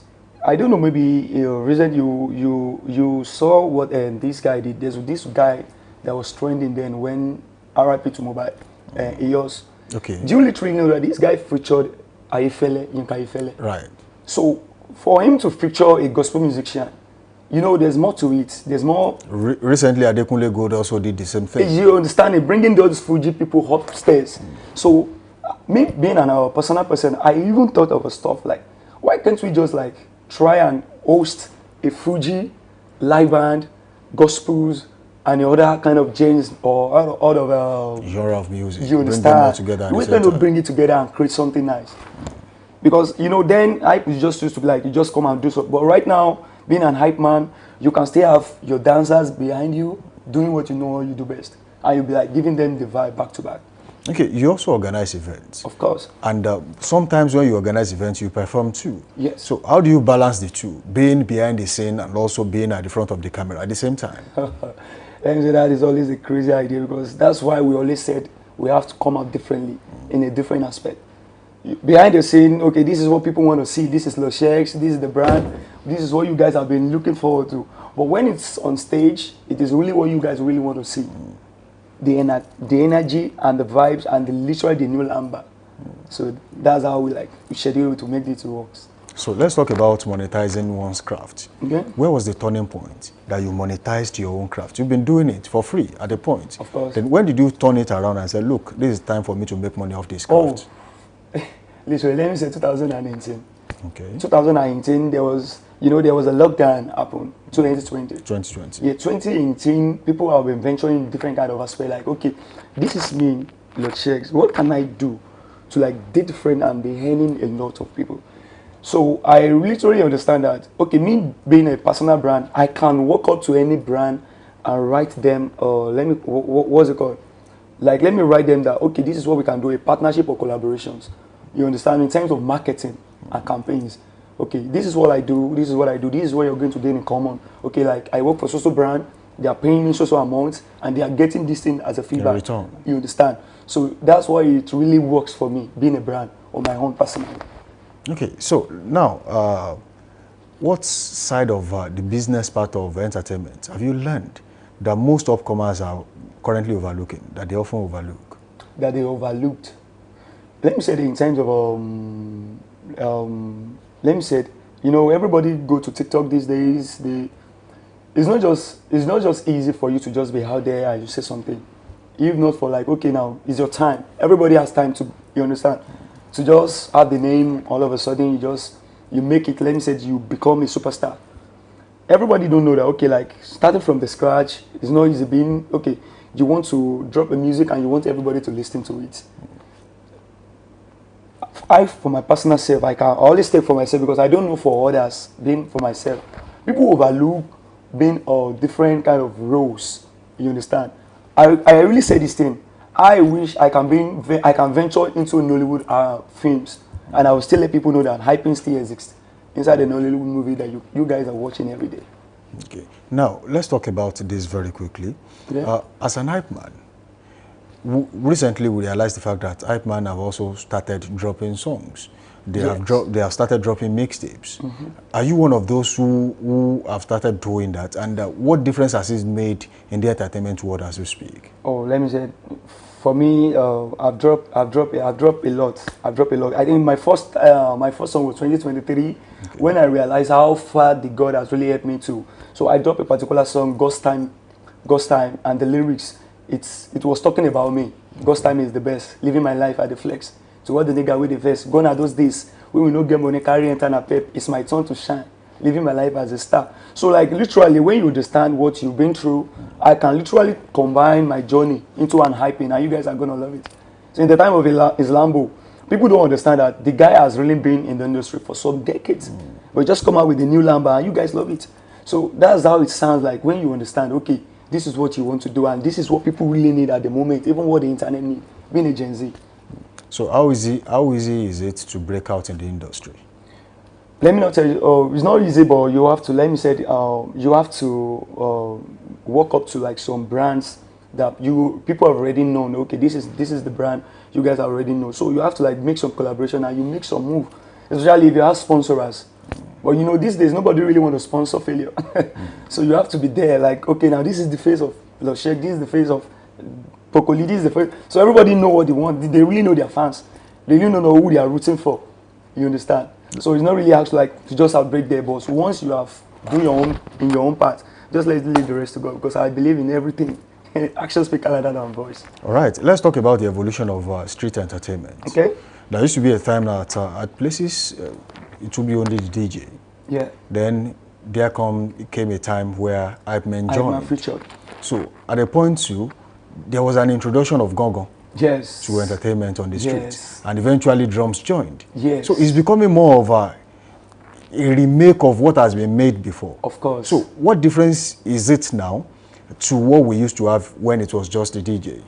Okay, let me say that's why they call the hype man the life of the party. You understand? In the literally of bringing hype man with DJs, you know, then there used to be an MC, not an hype man. So for every hype man that comes up right now, shout out to the legendary Dotson, Life of Uncle, something like that, people that they generate the word hype. Right.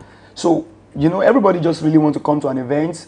They have a good time whereby they make the menus and orders of programs. Everybody go to their various homes But after then, we have something like called after party. That's why we introduce after party. So in every wedding now, trust me, the bride and the groom want to do after party. And why is that? They want to have the memory on an unforgettable moment with the friends and the colleagues and people that came down to celebrate with them. So that's why the MC hype man comes in, even the time with the light of talking drum. Most people will bring culture now. We are bringing culture into entertainment. Let's talk about expression. You talk about blending culture into entertainment. Now, let's talk about expression. Yeah. When you're on the microphone, you want to express yourself as the hype man. The DJ also wants to do an expression, while the go-go also want to, be seen. Yes. So how do you combine all these three together all at the same time? Yeah, there's a deliberation going online these days that we have some great hype mans and we have wax hype mans, even wax DJs as well. So literally before any event starts, you could have talked to your DJs and you guys know I'm the DJ, I'm the hype man. This is the arrangement. So you guys have a conversation before any of the events start. So that's why you like, okay, now when I take the lead, I introduce myself, I bring you in, the DJ too will go like this. So that's what really make a great event. Because everybody literally wants to be known and seen. You understand? Okay, this is me, this is DJ. So, but when you guys have a proper conversation, I think it's going to work smoothly and you are working with the best. Okay. That's how it works. What is one thing you wished someone had told you about making money off entertainment before now? Oh, I wish somebody would tell me like, okay, this thing you've been doing, you should have been posting it on your social media because I'm very, very lazy, you understand? I've just been there traveling from here, Lagos, Abuja. But I don't really think of, okay, let me start making my BTS. Your own videos. You understand? My own videos. Okay, I've got a lot of lyrics, I've got a lot of music in me that even like at some point I feel like, okay, let me tell this one. Let me give out. Tell your own story through your videos. You understand? So for people to understand that, okay, this is what you guys have been through. So I don't know on time that, okay, I've been doing this online. That's why I said social media helps a lot of people these days for connectivities. Okay. Now, is there anyone that inspires you in the industry? I have a lot. If I tell people that inspire me, it will just be very funny. I was inspired by the likes of, let me say, Yinka Ifele. I love his music so much. Because when we're growing up, there's no kind of, let me say, there's not a lot of music like that. This is not just streets. The church is from the street. We brought church from the street because then we used to be a choreography before we turn it to carnival, before we turn it to street experience, before we bring it to lounge. You understand? So I've been inspired in lots of names, but I don't want to be mentioned. But let me just say I give it up. Shout out to Advantage, shout out to Toby Sheng, shout out to Derusava.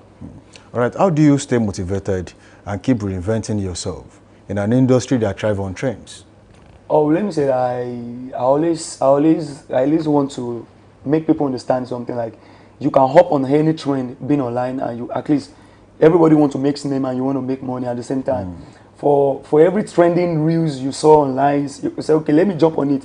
For me, like this is what really give me go ahead and keep on doing this is because I believe like there's no champion forever, you understand? All these legendary that have been up there, those faster, they feel relaxed at some point. And there are some upcoming there that they have not even have a name, but they are very good. When you even listen to their lyrics, on station-wise, you don't use F words.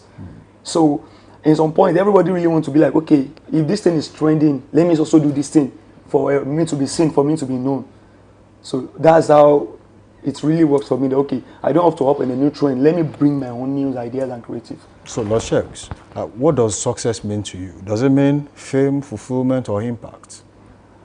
Success means a lot to me because what I've really been through so far and really been on my background, and I thank God to where God has really been leading to me today is a lot to me. Success speaking of a volume for me right now, even currently being in this industry is very crazy because at some point you have to be rolling with some celebrities for you to be known. And if you are not there yet, that's what I've already said in the past. That if you are not there yet, nobody really believes in your story or if they believe in the brand, you will carry. Okay, for young people who are aspiring to be where you are today, what would you say to them at this time? Okay, let me say, do what you know how to do best. Don't give up. Do your assignment, do your craft, because I call it assignment for me because in every words, like the way you asked, I always have my jot. I can just sitting down now and let me say I create something new or recently, and it is just more of a vibe. I said, person where God don't bless. Like, I'm talking about what is really happening. You understand? Being on the vibe. Like, person where God the feed, you know, they beg to chop. Person where God the promotes. Now you won't come the motes. Who on the TV? Please pass me the remote. The way the country will be my guy, how person no go provoke. So it's literally a vibe, but it looks like it's a rhyme, you understand? It's a message. So it's a message. Not until like you start saying effort. No. So that's how it be for me. Do what you do best, do your assignments, bring your own crafts, let people know this is how you been. I always introduce myself. Ladies and gentlemen, I go by the name Incredible, World Famous. That Incredible makes me stand out. And the World Famous, I'm moving forward with different brand every day. So for you that you want to start doing this thing, don't give up. If you have the voice, your voice is your power, is your energy. Okay, this is me. This once everybody hear my voice, they know this is Lord Shakes. We can use the same sort of voice on the lines of autotune, but when people listen to you, they will know this is you vibing. So for people that want to really start this thing, don't give up. Just do what you know how to do best. Be yourself, and don't let anybody distract you, because it's not everybody can be a banker. It's not everybody can be a pilot, regardless of what we study in school today. But glory be to God. So just do what you do, how to do best, and don't give up. Shout out to the legendaries, the one that have been there before we guys are here. Before we go very quickly, what next for Lord Sheg? What next for Lord Sheg is, okay, currently right now, I've already said it. Why can't you bring cultures into what we do? You understand? Shout out to my guy Ice Mag. He brought a culture. There's an event called Cultural Express whereby he combined the three ethnics, which is Igbo, Hausa, and Yoruba. You understand? So majority of people out there, you know, English is general language. You can be there and you'll be vibing in Yoruba. They might not understand what you're saying. So at some point, some people even literally understand that dialect. And you are, okay, how do you now really want to do this to make it work? You combine, like, bringing peoples together. Let's brainstorm and let's bring the ideas. Shout out to Emmys. I think if you will have been seeing the videos of now, I should be in that project, but I was very, very so heartbroken that I couldn't make it. When it brought dance, it made people understand this is dance and passion. Something is coming out for me. You guys watch out and stay tuned. Revolution RRV Volume 2 is coming up. And it's not just coming up, it's coming in a big way. Right. Your social media handles, just in case they want to reach out to you. All right, my social media handles, I'm Lord Sheg. I am on _ Lord Shegs. On my YouTube, Lord Shegs TV. On my Facebook, Hype Man Lord Shegs. Or even just don't go far. Just go on your Google and type Lord Shegs. We're outside. All right, Shagun, thank you for joining us in the studio this morning. That's been a wonderful session with you. We do hope to have you here next time. All right, from passion to profession, that's the journey we have unpacked today on The Big Story. If there's one lesson to make or to take home, it's this: your gift isn't just a hobby. It could be your gateway to greatness. A big thank you to Lord Sheg for sharing his experience and inspiring so many to chase their passion with purpose. Join us again next time for another insightful edition of The Big Story, where we spotlight ideas and individuals shaping our world with creativity, courage, and conviction. I am Samson Balogun. Up next is Trend Watch.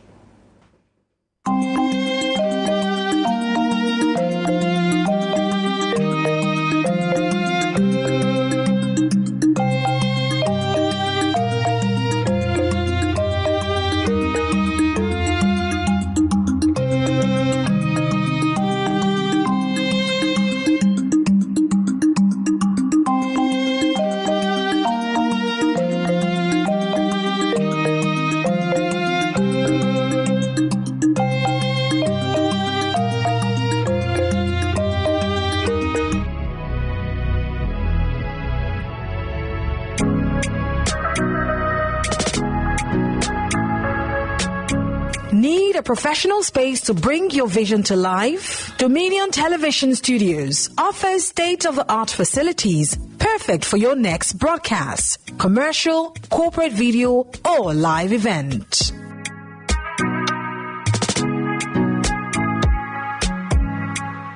With flexible rental options, cutting-edge equipment, and a supportive team, we provide the perfect environment for high-quality productions.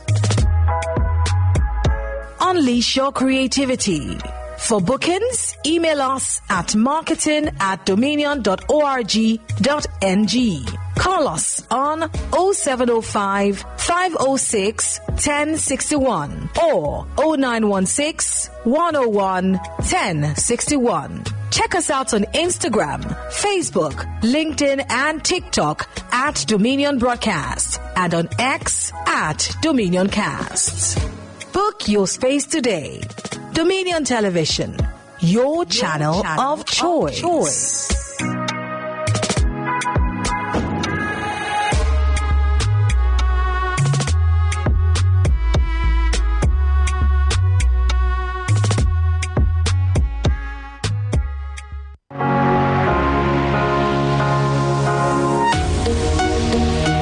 Live from the heart of the action. Welcome to the nerve center of Next Level Broadcasting.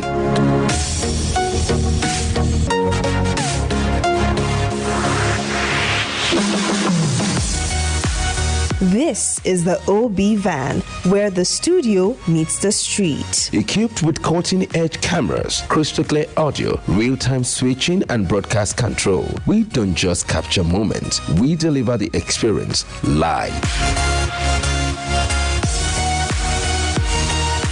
Anywhere, anytime, from stadiums to red carpets, breaking news to buzzing festivals, weddings, birthdays, and all sorts of ceremonies. We bring the world to your screen in real time. It's not just a van, it's a complete mobile production house, a command center, a broadcast beast. This is more than a broadcast. This is the OB van difference. Live, loud, limitless.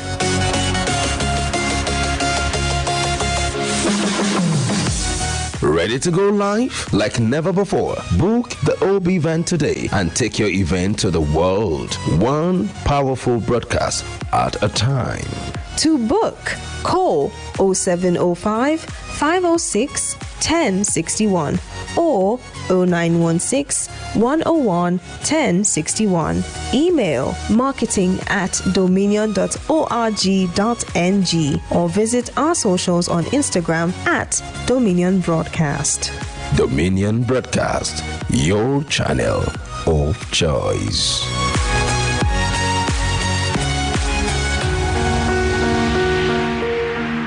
All right, welcome back from that short break. The show is still Daybreak Live Extra right here on Dominion Television, your channel of choice. Do well to link up with us on all social media platforms: Facebook, Instagram, TikTok, Dominion Broadcast, and on X, formerly Twitter, Dominion Cast. You can link up with us on our YouTube channel, subscribe to that channel, and of course, click on the notification button at Dominion Broadcast. You can also watch us live on our website, www.dominion.org.ng. Now it's time for Trend Watch. And Oluwapo is here with me in the studio this morning.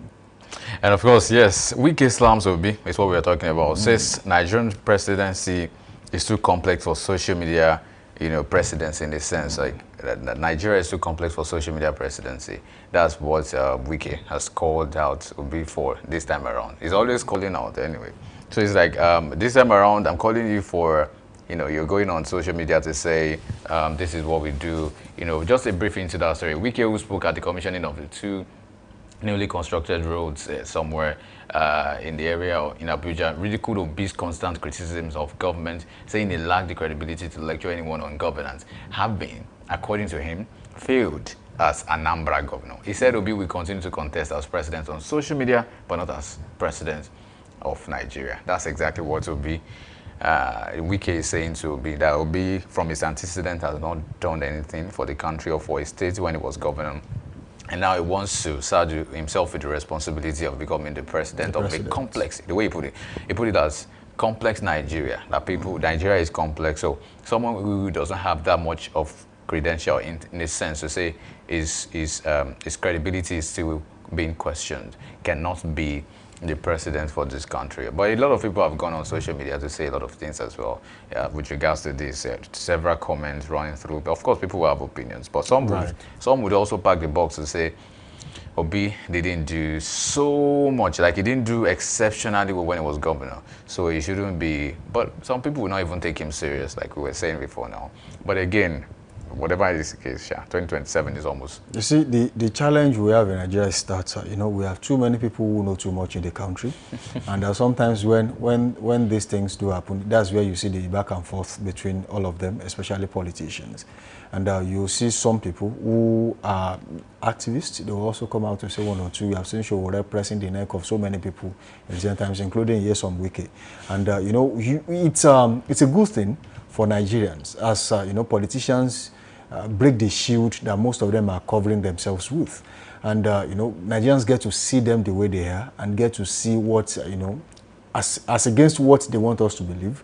Nigerians get to see more and, of course, hear more. That's where the Freedom of Information Bill that eventually became an act. I mean, people should ask questions. It still saddens me that most Nigerians, especially people who follow politicians dogmatically, they have not been asking questions. Oh, you like this person so much. Oh, you have created a movement for this person. Oh, you are following President Bola Ahmed Tinubu. You are following Peter Obi. You are an ardent follower of Atiku Abubakar. Have you really gone to some places and asked questions? How did this person fare when he was in power? What exactly did he do? So, if you have not done that, I don't think there's a basic reason for you to follow anybody dogmatically. You must have understood that person, studied that person like a textbook and know, oh, this is the person that his interest aligns with mine. But some people, you know, take everything they see on social media, you know, hook, line and sinker. They don't ask questions because they have posted something about a particular person, they sink it in and then that's it. So they begin to follow that person dogmatically. And when you argue constructively, you become an enemy. So I think before it becomes another problem in the country, when they turn a certain politician to a religion that they follow, I think people should begin to ask questions. And I mean, we have seen people who also say, oh, Yesom Wike will still answer questions about what he did as, you know, governor of River State and, of course, as minister in the FCT. Yes, they will answer questions. But before you follow anyone dogmatically, ask questions first. You know, sometimes you might also wonder what it takes to be an activist, I meant to say. It's not the same that it takes to be a good president. In a sense, to be a leader, you can be an activist and not be a good leader.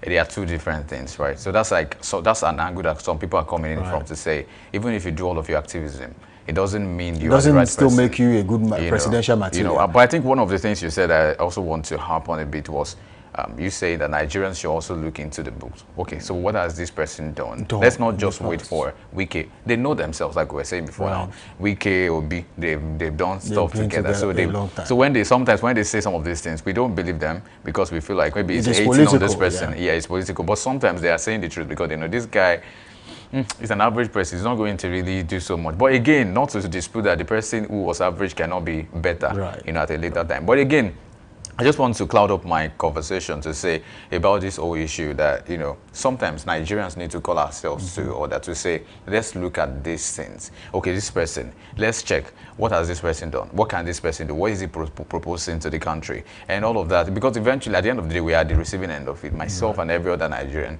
we are the receiving end. Whatever they do politically affects us, affects our lives economically, financially, in every way, in every facet of life. So we need to also do our bit. Not just wait on them to say whatever they want to say, but we should also try to do what we should. Like I was saying to someone yesterday before we take a few comments before we go, I was telling that person, yes, you are an activist. Ask yourself this question. Are you hungry? If you are hungry, that means you are not yet an activist. You're doing psychological treat for the person. I mean, if you are hungry. Now, hunger is in too many ways. If you are hungry for power, you are power hunger. You just want to be, be at the corridor of power at all cost. You are hungry. It's not really about the money. And if you are really hungry, I mean, you need stomach infrastructure, you are still yet not an activist. So you have to ask yourself these two questions. Am I hungry? Then you break it down. Am I power hungry? Or I am really hungry. So these things are questions you should ask yourself before you say, oh, I am an activist. So we have seen that play out a lot of times. And you see people, for selfish reasons, they are out there saying they are activists. And when you see them, you will know them. But then let's not dwell too much on that. Let's take some comments on the show this morning. And that's coming from Nachi. He said, but this same week he came to commission some projects under Peter Obi as governor of Anambra State. Then, Wike told the public that he came to Anambra State to learn from Peter Obi on how to use public money for public services. So, why is Wike lying to himself now? Walter Ogboma says, believe whatever, as Go Wike says, at your own peril. The same man that said he would never have anything to do with the APC, that cancer is today working for them, I will never be a minister today. He's the minister of the FCT. Two-way. Away from that, no stress me says, let me put it in a better context. Nigeria too corrupt for social media presidency. And lastly, Prince D, HR says, when it's time, Wike will surely answer to what he's doing in Abuja. The people will hold him. I think questionable would be the last part of that. All right, that would be the convenient point to leave it on the show this morning. It has been a wonderful session, and we'll say thank you to everyone that has been a part of the show so far. It is weekend, yes, but enjoy minimally. Sam Balogun is my name. Until next week, when we shall be meeting on the same station, same host. Bye for now. I'm out of the studio. And my name is Anulu Akwedo. Thank you for joining us on Day Live Extra today. It's been a wonderful time with you. Of course, remember that you also have a responsibility. Don't wait for our leaders to do everything. Do something that you can do. Thank you very much. Bye for now.